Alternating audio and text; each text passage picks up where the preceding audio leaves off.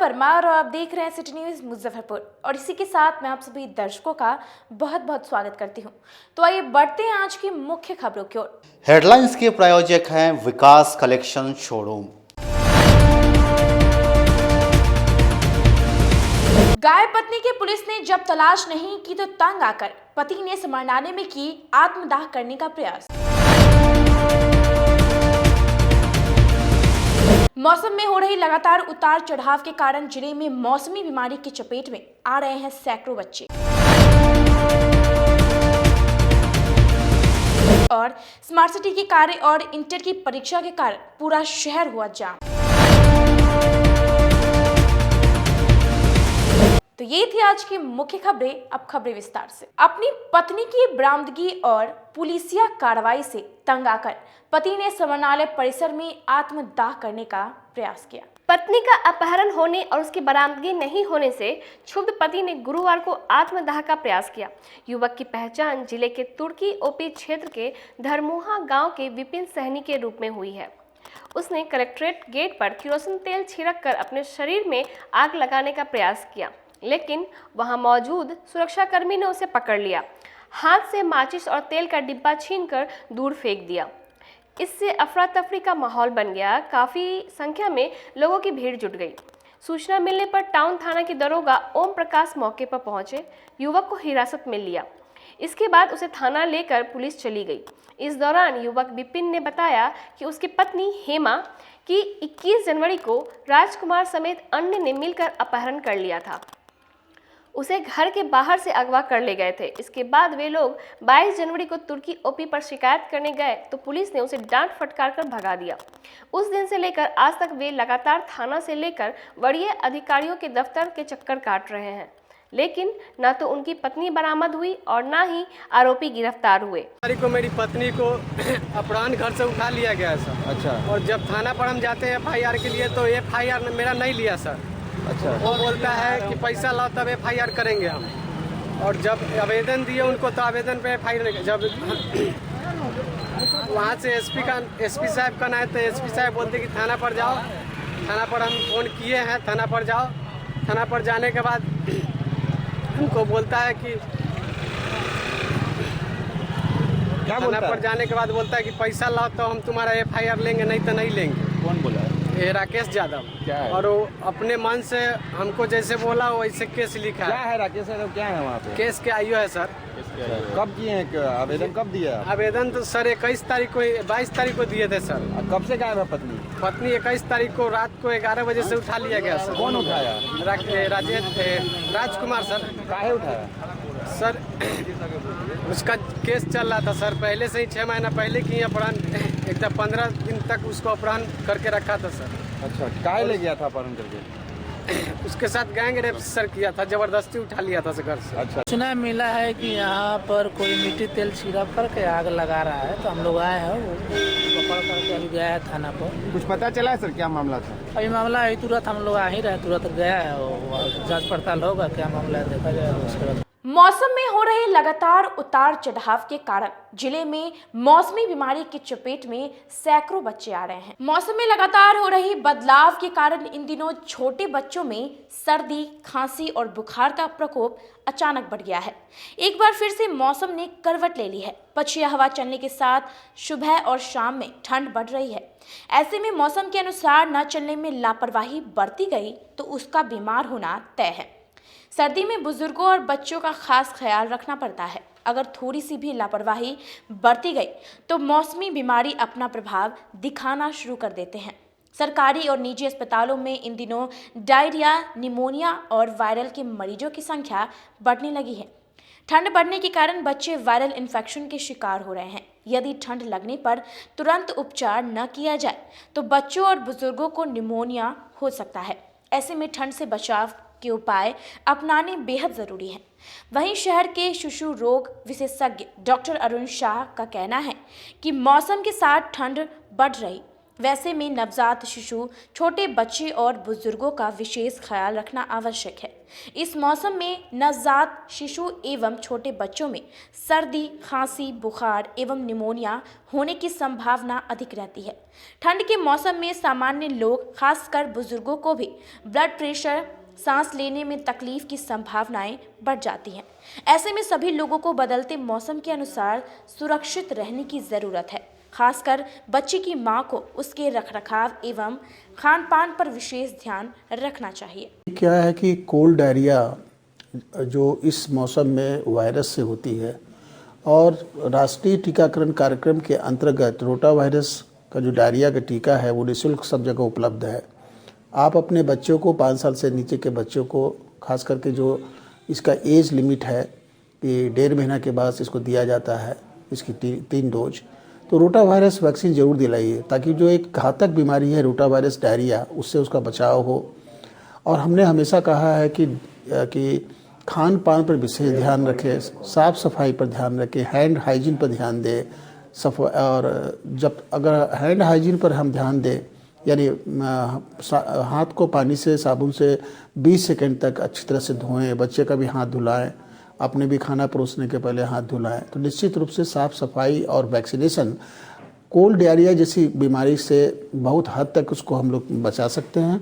और जो आवश्यक सलाह है कि किसी को डायरिया होता भी है, कैदस्त होता भी है, तो हर जगह गांव में सब जगह ORS और जिंक की टैबलेट उपलब्ध है, वो अपने पास में रखें। डायरिया शुरू होते ही ORS देना शुरू कर दीजिए, बताए हुए तरीके से माँ का दूध पिलाते रहिए, जिंक की टैबलेट खिलाइए 14 दिन तक। और ज़रूरी नहीं है कि ऐसे बच्चों को किसी अस्पताल में ले जाने की ज़रूरत है, ज़रूरत किसी बच्चों में पड़ती है। सर्दी खांसी का जहाँ तक सवाल है, तो ये भी वायरल इन्फेक्शन है, ये फ्लू लाइक इलनेस है जिसको कहते हैं इन्फ्लुएंजा लाइक इलनेस।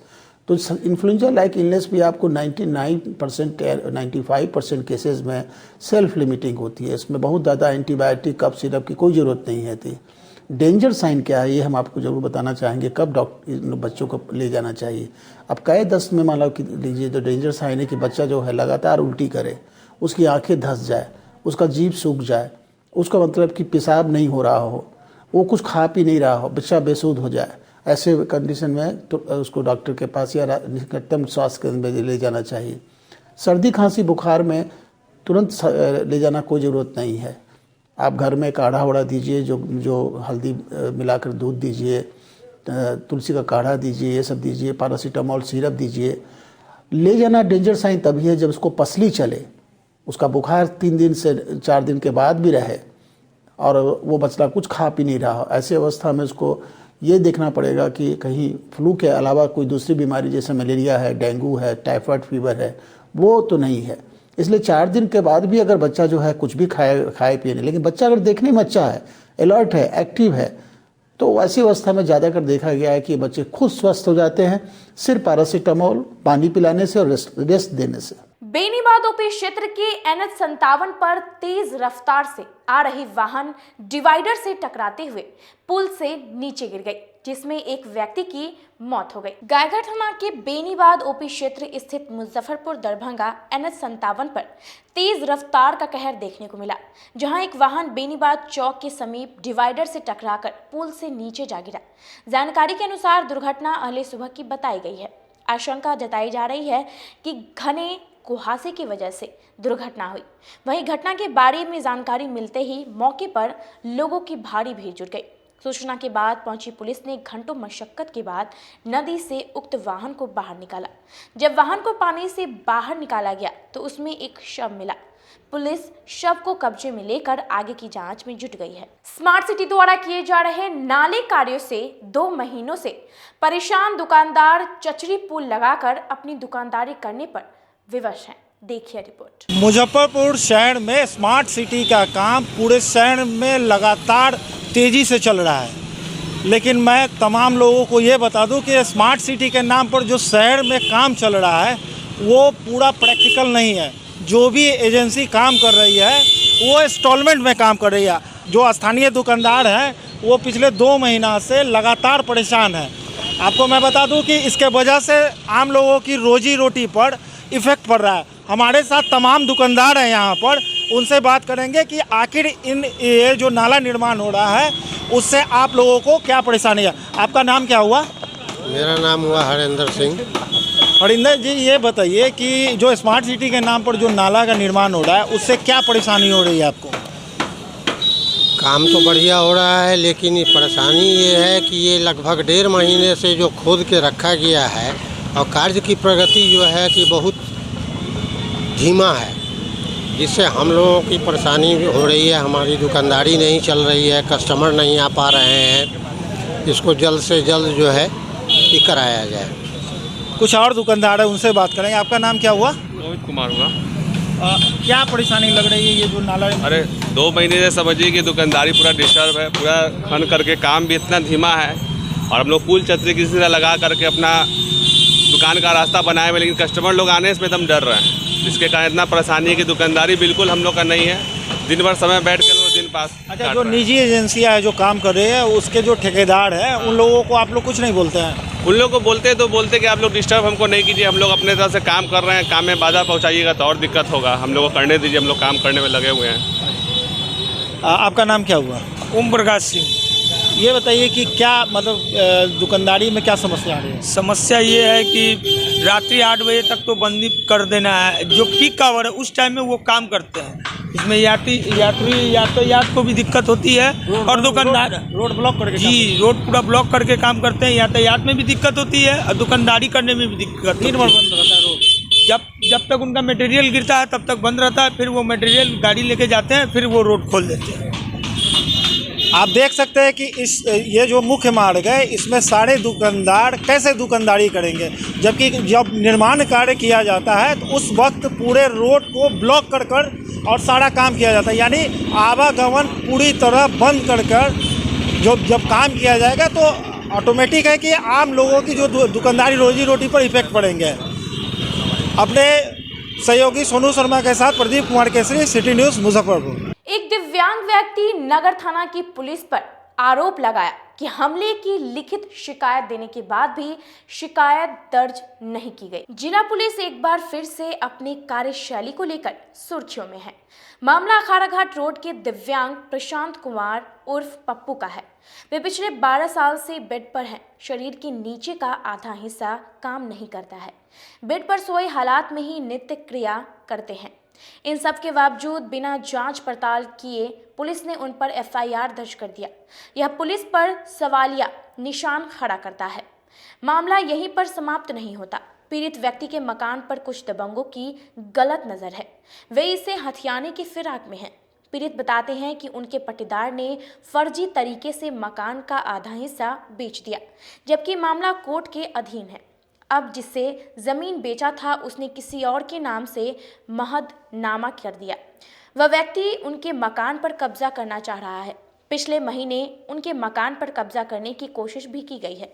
जेसीबी चलाकर मकान को ढहाने का प्रयास किया। रोड पर से जमकर पत्थरबाजी भी की, फायरिंग भी की गई। इसी दौरान पुलिस मौके पर पहुंच गई, जिससे जेसीबी लेकर मौके से सभी लोग भाग गए। जब मामला शांत हुआ और पीड़ित के परिवार ने थाना में केस दर्ज करने के लिए आवेदन दिया तो पुलिस टाल मटोल करने लगी। आज 2 सप्ताह बीतने के बावजूद केस दर्ज नहीं हुआ। उल्टा पुलिस उन पर दबाव बना रही है कि एफआईआर में से एक व्यक्ति का नाम हटा दीजिए, तब केस दर्ज होगा। पीड़ित के इनकार करने पर केस नहीं दर्ज किया गया। वरीय अधिकारियों से भी शिकायत की, लेकिन कोई सुनवाई नहीं हुई। में ज़मीन खरीद बेच में सम्मिलित है। वो लोग काफ़ी दबंग प्रवृत्ति के हैं और जान से कभी भी हम लोगों को कुछ भी मार सकते हैं, कुछ भी हो सकता है। प्रशासन से दिन रात गुहार लगा रहा हूं, मगर कुछ हो नहीं रहा है। हाल के दिनों में क्या घटना हुई है? हाल के दिनों में घटना हुई कि 24 तारीख की रात हमारे घर पर हमला हुआ, जिसमें जो है सो मकान क्षतिग्रस्त कर दिया गया और हम लोग, मेरा भतीजा भी उसमें चोटिल हुआ। काफ़ी गाली गलौज हमारे घर के महिलाओं को दी गई। हमारे जाति पर भी हमको गाली दिया गया, हरिजन पासी कहकर। उसके बाद जो है सो 4-5 राउंड फायरिंग भी हुई, 5 राउंड फायरिंग भी हुई और कुछ भी हो सकता था, मगर कुछ मोहल्ले वाले लोगों के सपोर्ट के कारण ऐसा कुछ नहीं हुआ। प्रशासन आई उस समय तो ये लोग भाग गए। कितने दिन बीत गए घटना के?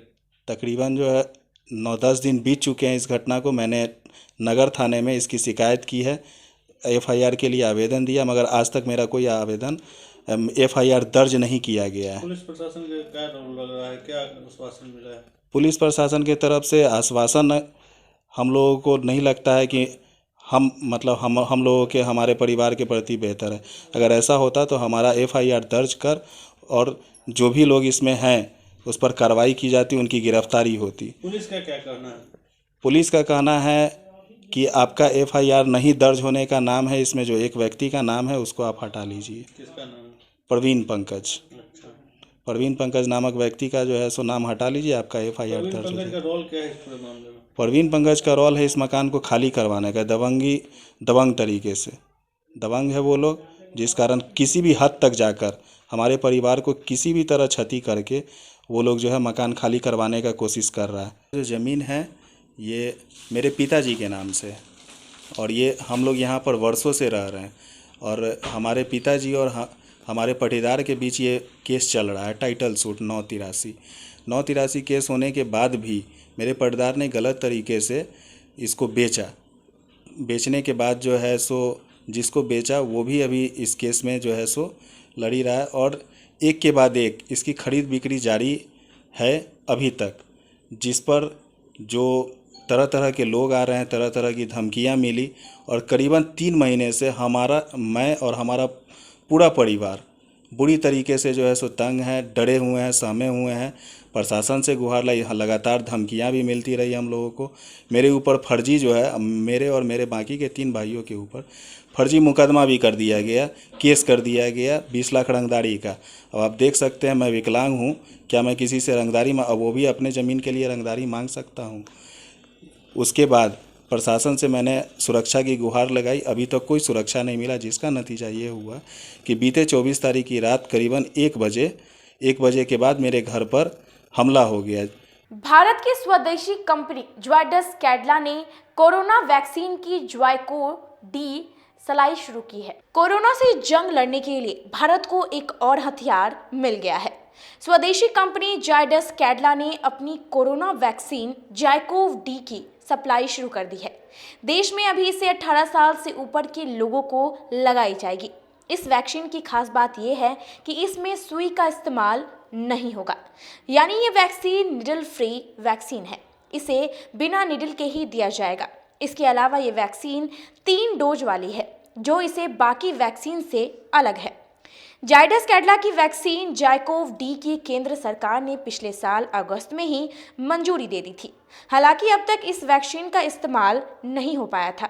वहीं जिला में स्वास्थ्य विभाग की ओर से कोरोना के जायडस कैडिला की वैक्सीन जाइकोव-डी की 40,000 वैक्सीन दी गई है, जिसे शनिवार से 4 चिन्हित स्थलों SKMCH अस्पताल, सदर अस्पताल, कुढ़नी PHC और मुशहरी PHC में शुरू किया जाएगा। Civil surgeon doctor Vinay Kumar Sharma ने जानकारी देते हुए बताया कि जायडस कैडिला की वैक्सीन जाइकोव-डी की 40,000 वैक्सीन मिली है, जो 18 साल से ऊपर के वैसे व्यक्तियों को दी जाएगी जिन्हें एक भी टीका नहीं लगा है। कैडिला का वैक्सीन है जाइकोव-डी, इसका 3 डोज लगना है, 1 महीने के इंटरवल पर, 28 दिन के इंटरवल पर, मतलब 4 सप्ताह के बाद, और 3 डोज पड़ना है इसका। और इसमें जो है निडिल नहीं है, एक मशीन दिया गया है जिसके जो है बाह में सटाने के बाद उसको अगर स्विच दाब दिया जाएगा तो सीधे जेट से अंदर वैक्सीन चला जाएगा। तो ये वैक्सीन जो है हम लोगों को अभी 40,000 अलॉट हुआ है और अभी नहीं आई है, शाम तक आने की संभावना है। तो हम लोग जो है 4 जगह सेशन, चूँकि 4 ही मशीन दिया गया है देने के लिए, तो हम लोग 4 जगह सेशन स्टार्ट कर रहे हैं। एक SKMCH में, एक सदर हॉस्पिटल में, एक कुढ़नी में और एक मुशहरी में। ये कितनी उम्र तक के बच्चों को पढ़ना है? अभी तो 18 प्लस के लिए ही अलॉट किया गया है जी। आगे जो डायरेक्शन होगा फिर उसके अनुसार हम लोग फिर करेंगे। इसकी कितनी डोज है जो दी जाएगी? इसका 3 खुराक देना है 4 सप्ताह के अंतराल पर। भूमियार ब्राह्मण सामाजिक फ्रंट 9 फरवरी को पटना के कार्यकारिणी की बैठक आयोजित करेगी, जिसकी जानकारी प्रदेश अध्यक्ष सुरेश शर्मा ने दी। भूमिहार ब्राह्मण सामाजिक फ्रंट के प्रदेश अध्यक्ष और बिहार सरकार के पूर्व मंत्री सुरेश कुमार शर्मा ने गुरुवार को चक्कर चौक स्थित अपने आवासीय कार्यालय में आयोजित प्रेस वार्ता में कहा कि फ्रंट के राज्य कार्यकारिणी की बैठक आगामी 9 फरवरी को पटना के भूमि विकास बैंक के सभागार में आयोजित की गई है, जिसमें राज्य स्तर पर फ्रंट अपने आगामी नीतियों को क्रियान्वित करने पर फैसला लेगी। इससे पूर्व वसंत पंचमी के दिन 5 फरवरी से जिले में फ्रंट की ओर से सदस्यता अभियान शुरू करने का निर्णय लिया गया है। यह अभियान इस दिन समूचे राज्य स्तर पर चलाए जाएंगे। साथ ही कहा कि फ्रंट की ओर से इस साल मार्च महीने में मुजफ्फरपुर के महेश प्रसाद सिंह साइंस कॉलेज के प्रांगण में महाकुंभ का आयोजन किया जाएगा। राज्य कार्यकारिणी की बैठक पटने में होने 9 तारीख को होने जा रही है और वह भूमि विकास के सभागार में वह बैठक आहूत की गई है। आपको जानकारी देते हुए बहुत हर्ष हो रहा है कि 38 जिला में, बिहार के 38 जिले के अंदर भूमिहार ब्राह्मण सामाजिक फ्रंट की कार्यकारिणी बन गई है। और इतना ही नहीं, प्रखंड लेवल पर भी वो लोग बनाए हैं, काफ़ी जगह उसका रिपोर्ट और कागजात भी आए हैं। और उसके बाद लोग पंचायत लेवल पर भी इस फ्रंट की कमेटी लोग पंचायत लेवल पर भी बना रहे हैं। यह बिहार के लिए जो हमारे पुरखों का जो संदेश था, जो उनकी भूमिका थी, वह भूमिका जो धूमिल पड़ रही थी, जिसमें श्री बाबू सर गणेश दत्त, स्वामी सहजानंद सरस्वती, लंगट बाबू, ऐसे लोग की जो भूमिका समाज को जोड़ने के लिए बनी थी, वह भूमिका को यह फ्रंट उजागर करेगा और सामाजिक एकता के साथ पूरे बिहार को, बिहार के सभी लोगों को जोड़ने का प्रयास करता रहेगा। अब रुकते हैं यहाँ एक छोटे से ब्रेक के लिए। बने रहिए हमारे साथ, देखते रहिए सिटी न्यूज़ मुजफ्फरपुर। Okay.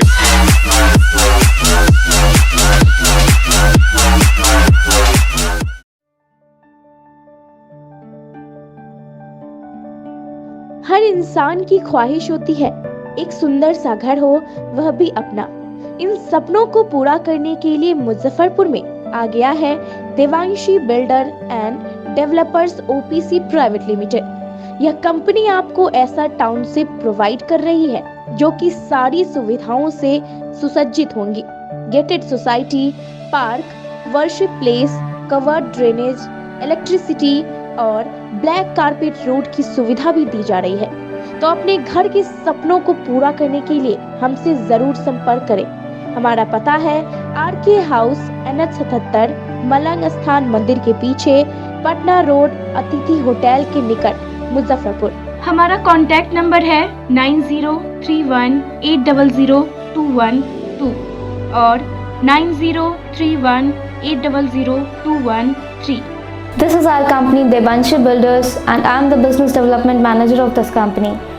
हमारी कंपनी नोएडा की बेस्ड कंपनी है जो कि यहाँ पे मुजफ्फरपुर लोकेशन में first mega township project run कर रही है, जिसमें कि आपको डिफरेंट फैसिलिटीज़ प्रोवाइड की जा रही है।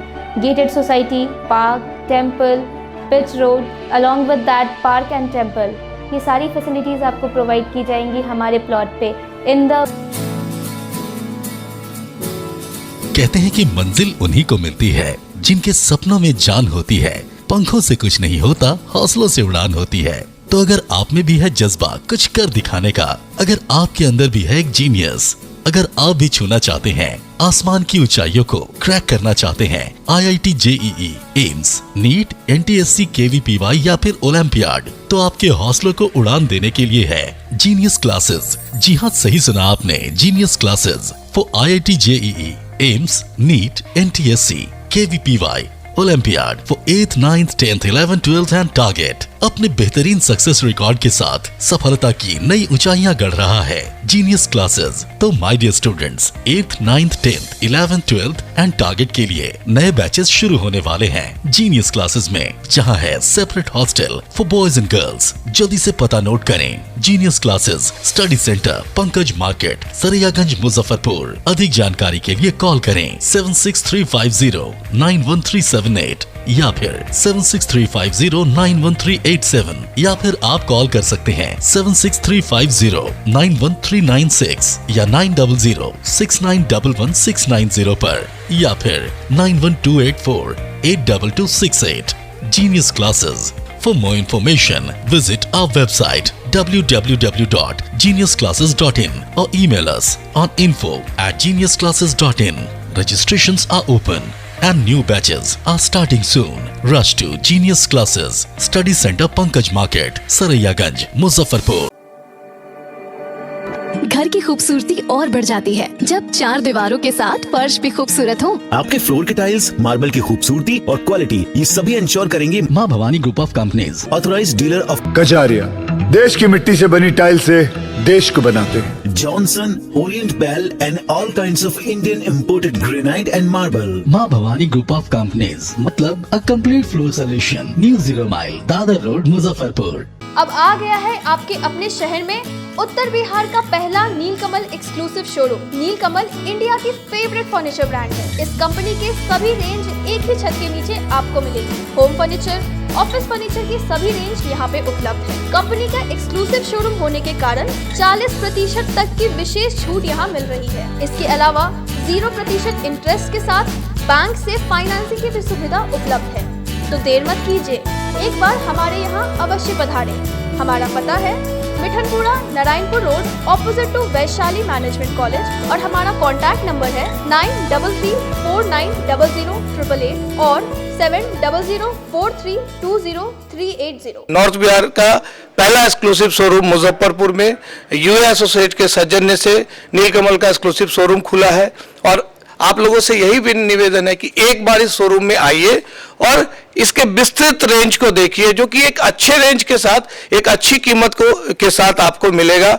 तो एक बार हम लोगों को आप सेवा करने का मौका दें। फैशन की दुनिया में कदम से कदम मिलाकर चलना चाहते हैं, वो भी कम बजट में, तो एक बार जरूर जाएं मोतीझील पूजा बाजार स्थित विकास कलेक्शन शोरूम में। यहाँ रिमन, पार्क, यूएस पोलो, मुफ्ती शर्ट, ब्लैकबेरी के एक्सक्लूसिव रेंज उपलब्ध हैं। इसके अलावा सियाराम के कोट पैंट, ब्लेजर और शेरवानी भी उपलब्ध है।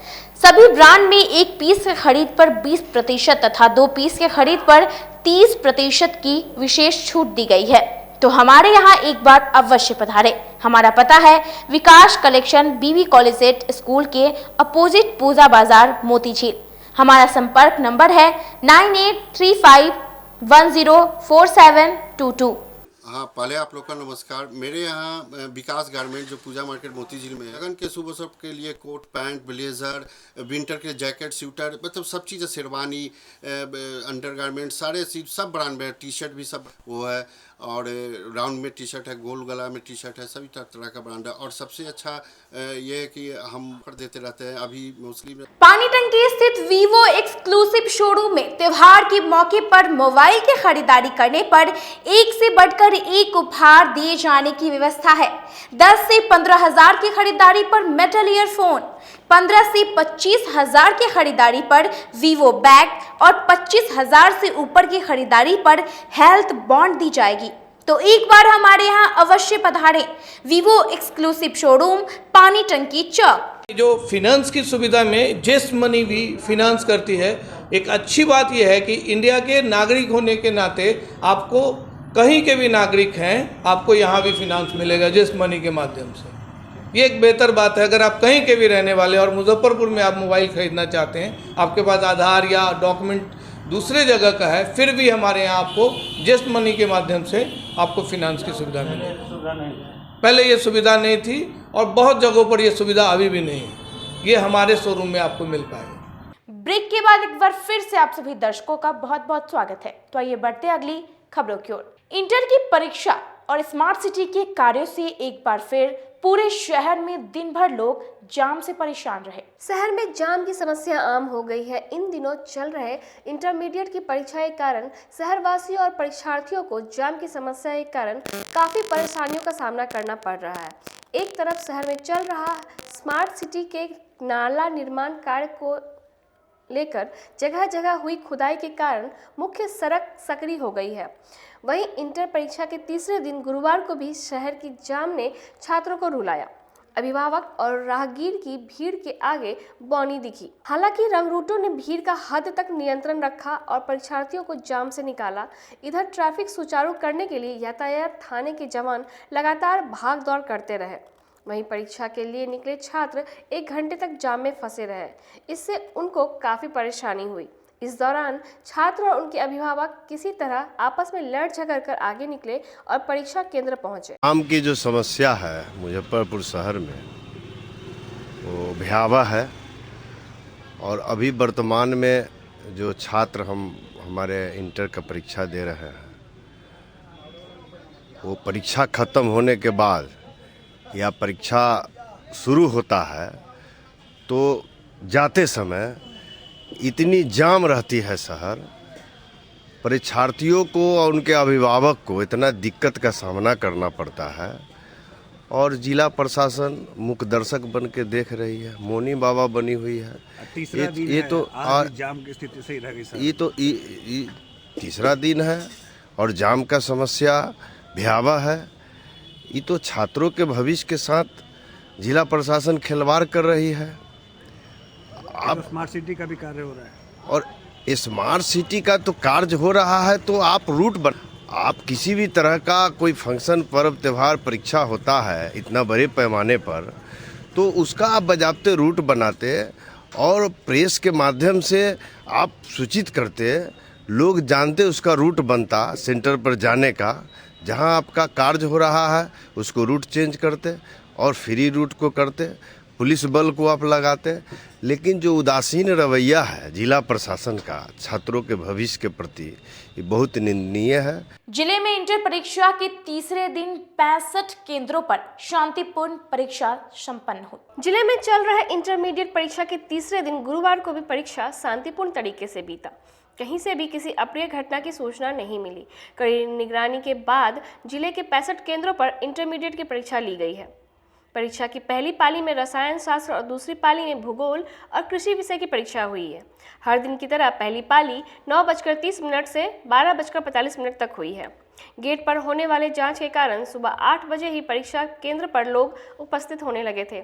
मुख्य द्वार पर प्रवेश पत्र और शारीरिक जांच के बाद ही परीक्षार्थियों को अंदर जाने की अनुमति दी गई। दूसरी पाली की परीक्षा 1:45 पर शुरू होकर 5 बजे संपन्न हुई। शांतिपूर्ण और कदाचार मुक्त परीक्षा संचालन को लेकर परीक्षा के दरमियान दिन भर प्रत्येक परीक्षा केंद्र पर प्रतिनियुक्त दंडाधिकारी और पुलिस पदाधिकारी गश्ती करते रहे। गुरुवार की परीक्षा में कहीं से भी किसी अप्रिय घटना की सूचना नहीं मिली है।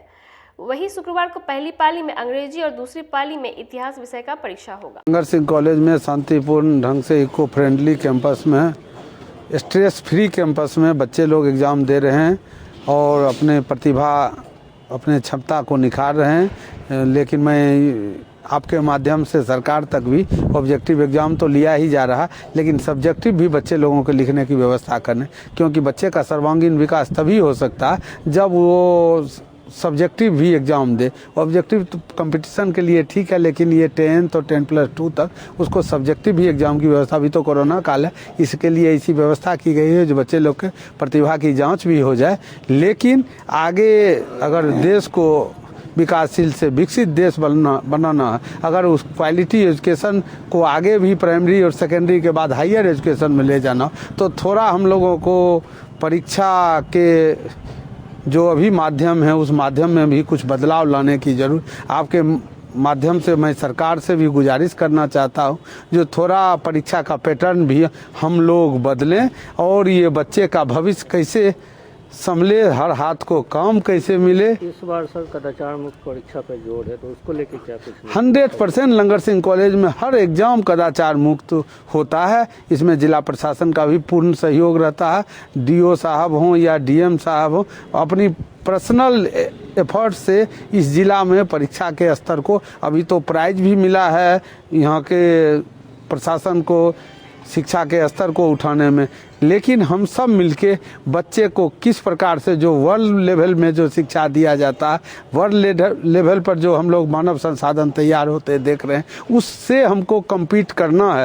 एमएसकेबी कॉलेज के मेन गेट के बाहर तीसरे दिन भी महाविद्यालय संघ के सदस्यों ने अपनी 5 सूत्री मांगों को लेकर धरना दिया। इंटरमीडिएट परीक्षा का बहिष्कार करते हुए महाविद्यालय के कर्मचारियों ने एमएसकेबी कॉलेज के गेट पर किया धरना। महाविद्यालयों के मुख्य द्वार समेत महिला शिल्प कला भवन कॉलेज के गेट पर इंटरमीडिएट परीक्षा का बहिष्कार करते हुए महाविद्यालय के कर्मचारियों ने अपनी 5 सूत्री मांगों को लेकर किया धरना और कहा कि आगे भी यह प्रदर्शन जब तक हमारी मांग पूरी नहीं होती है तब तक जारी रहेगा। धरना प्रदर्शन का नेतृत्व कर रहे कर्मचारी संघ के नेता निशांत शेखर ने कहा कि हमारा आंदोलन पहले से ही जारी है। इसी कड़ी में आज परीक्षा सेंटर के बाहर अपनी 5 सूत्री मांगों को लेकर धरना प्रदर्शन पर बैठे हैं। अगर हमारी मांग पूरी नहीं होती है तो आगे भी हम आंदोलन प्रदर्शन जारी रखेंगे। महाविद्यालय कर्मचारी संघ के आह्वान पे हम लोग धरना पे बैठे हुए हैं। कर्मचारियों का जो मांग है प्रमोशन, वो विश्वविद्यालय के द्वारा हम लोग को 2-3 साल से बरगलाया जा रहा है। बोला जा रहा है कि साल हो जाएगा, 2 महीने के बाद हो जाएगा, 3 महीने के बाद हो जाएगा, लेकिन अभी तक नहीं किया गया है। कर्मचारियों का दूसरा डिमांड है कि वेतन कोषांग सत्यांक के द्वारा अभी तक कर्मचारियों का पे फिक्सेशन नहीं हुआ है, जिस वजह से कर्मचारियों का जो भी एरियर है, जो भी बकाया राशि है, वो नहीं मिल रहा है। तीसरा डिमांड है कि जो कर्मचारी हमारे यहाँ समान काम कर रहे हैं तो उनको समान वेतन होना चाहिए। हमारे यहाँ जो भी दैनिक वेतन भोगी है, जो कार्य कर रहे हैं पूरे मुजफ्फरपुर जिला में, उनको सरकार के तरफ से एक लेटर आया है जिसमें कितना पोस्ट सेंशन है वो भेजा जा रहा है। उसमें इन लोग का समायोजन करते हुए उसके बाद उसको भेजने का कार्य किया जाए। चौथा हम लोग का डिमांड है कि हम लोग को भी जिस तरह शिक्षकों को सीनेट और सिंडिकेट का सदस्य बनाया जाता है, उस तरह कर्मचारी को भी विश्वविद्यालय में सीनेट और सिंडिकेट का सदस्य बनाया जाए। जो कर्मचारी अपना जो उनका डिमांड हो वो एक आवाज़ बुलंद करके सीनेट और सिंडिकेट में उठावे। पांचवा हम लोग का डिमांड है कि हम लोग का विश्वविद्यालय में एक कर्मचारी संघ का कार्यालय होना चाहिए, जिसमें कर्मचारी जाए, वहां बैठे और अपने कोई भी डिमांड हो वहां जाके बता सके। इस तरह हम लोग का 5 डिमांड है। ऐसे 9 सूत्री मांग है हम लोगों का। और हम लोग का ये भी डिमांड है कि जिस तरह शिक्षकों को जो उनकी सेवा है वो 65 वर्ष किया गया है, उसी तरह हम कर्मचारियों का जो सेवा है, एक ही छत के अंदर में टीचर भी कार्य करते हैं और कर्मचारी भी कार्य करते हैं। कर्मचारी को 62 साल की उम्र में उनको सेवानिवृत्ति कर दिया जाता है और शिक्षकों को 65 साल के उम्र में उनकी सेवानिवृत्ति होती है। मनरेगा वॉच के सदस्यों ने अपनी मांगों को लेकर दूसरे दिन भी समरणालय गेट पर चूल्हा चौकी रख प्रदर्शन किया। जिले में मनरेगा के तहत किए गए कार्यों के भुगतान नहीं किए जाने को लेकर मनरेगा वॉच के बैनर तले गुरुवार को जिले के विभिन्न प्रखंडों से आए सैकड़ों मनरेगा मजदूर चूल्हा चौका लेकर कलेक्ट्रेट गेट का घेराव किया। मनरेगा मजदूरों का कहना है कि सरकार 100 दिन काम की गारंटी मनरेगा के तहत देती है। मनरेगा मजदूर को काम जॉब कार्ड लंबित भुगतान नहीं मिलने पर मजदूरों का धरना दूसरे दिन भी जारी रहा। मनरेगा वॉच के संजय सहनी ने कहा, कल तक यदि तीनों मांगों पर कार्रवाई नहीं हुई तो आंदोलन को और तेज किया जाएगा। मजदूरों को चिंता है कि कुछ दिन में यह वित्तीय वर्ष समाप्त हो जाएगी। 15 ब्लॉक से आए हैं, हम काम के लिए हैं, बकाया राशि के लिए आए हैं। यहाँ पर से जब तक हमको काम नहीं मिलेगा, जब तक बकाया राशि नहीं मिलेगा आपको सारे ब्लॉक में, ताले हम नहीं हटेंगे। यहाँ पर धरना पर से धरना नहीं तोड़ेंगे। कब से भुगतान नहीं हुआ? साल भर के 2 साल के पैसा हमको 15 ब्लॉक में 3-3 साल के 3-3 साल के हर ब्लॉक में यह चाल है खाली कि हम लोग के सरकार कानून में दिया कि नरेगा वॉच के 100 दिन काम चाहिए, लेकिन ऑफिसर लोग हमारे बात के टार बटार करते हैं, काम नहीं देते। जब यहाँ ब्लॉक में आते हैं, जिला में जाते हैं तो उसका कहीं आपको जहाँ जाना है तहाँ जाइए। तो हम लोग अंतिम में धरना पर बैठक पड़ा है कि अब हम लोग जब तक काम नहीं खुलेंगे तब तक हमें जिला में से नहीं जा सकते। कहाँ से आई हैं आप? कुरन्नी ब्लॉक से है, मुजफ्फरपुर जिला है। मनरेगा के तहत काम मांग रहे हैं और मजदूरों को गारंटी है कि 100 दिन काम मिलना है साल में, लेकिन नहीं दिया जा रहा है काम। तो अंत में मजदूर घर से चूल्हा चौका के साथ पूरे परिवार के साथ धरना स्थल पे आके बैठ गए मुजफ्फरपुर समाहरणालय में, और हम लोग यहाँ तब तक बैठे ही रहेंगे जब तक काम नहीं मिल जाता गाँव में।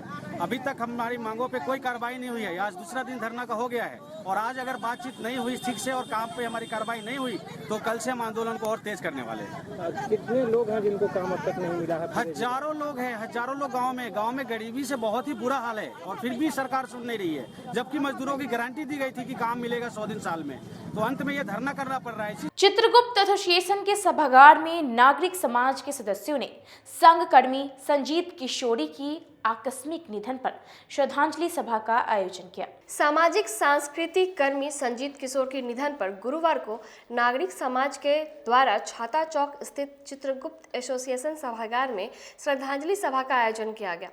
वही सभा की अध्यक्षता करते हुए अजय कुमार अग्रवाल ने कहा कि संजीत कुमार के निधन से पूरा शहर शोक में डूबा हुआ है। संजीत किशोर सामाजिक व सांस्कृतिक सवालों एवं मुद्दों पर सभी विचारधारा व संगठन के लोगों को जोड़ते, संवाद करते व समन्वय बनाते थे। यही कारण है कि वह सभी के प्रिय थे। आज की श्रद्धांजलि सभा इसकी गवाह है कि इसमें दिवंगत भाई संजीत की श्रद्धांजलि देने संगठन की परिधि से पड़े शहर के सब संगठन दल उनके लिए उपस्थित है। सारे मित्रगणों ने मिलके उनकी श्रद्धांजलि सभा का आयोजन यहाँ पर किया है। दिनांक 3 फरवरी को हम लोगों ने चित्रगुप्त एसोसिएशन के प्रांगण में किया है। हम लोगों की ये सोच थी कि जो भी लोग उनके पार्थिव शरीर का दर्शन नहीं कर पाए विभिन्न कारणों से, क्योंकि इतनी जल्दी सब चीज़ हुआ था, उन्हें इस श्रद्धांजलि सभा में बुलाकर और उनके विचारों से सबों को अवगत कराया जाए और उन्हें भी एक अवसर दिया जाए कि वो उस महान व्यक्ति को प्रणाम कर सकें। कैसे व्यक्तित्व के इंसान थे? उनके व्यक्तित्व के बारे में जो कुछ भी कहा जाए शायद कम होगा। जितने सहज सरल, जितना उनके अंदर में प्रेम, जितना समाज के लिए भाव था उनके अंदर में, सहृदय सबों से मिलना, इतना बड़ा सर्कल था उनका। लोगों के लिए हमेशा रात के 12 बजे भी उसी ऊर्जा के साथ में खड़े रहते थे। अपने लिए कभी कुछ नहीं कर पाए, अपने लिए तो मकान नहीं बना पाए, घर ठीक नहीं कर पाए, यहाँ तक कि अपनी जो उनकी नौकरी थी उसमें भी वो आधे तनख्वाह पर ही जीते रहे। आज तक अपनी सर्विस बुकलेट नहीं बनवा पाए वो। आज के लिए बस इतना ही। कल फिर हाजिर होंगे कुछ नई खबरों के साथ। तब तक के लिए मुझे और मेरी पूरी न्यूज़ टीम को दीजिए इजाजत। नमस्कार।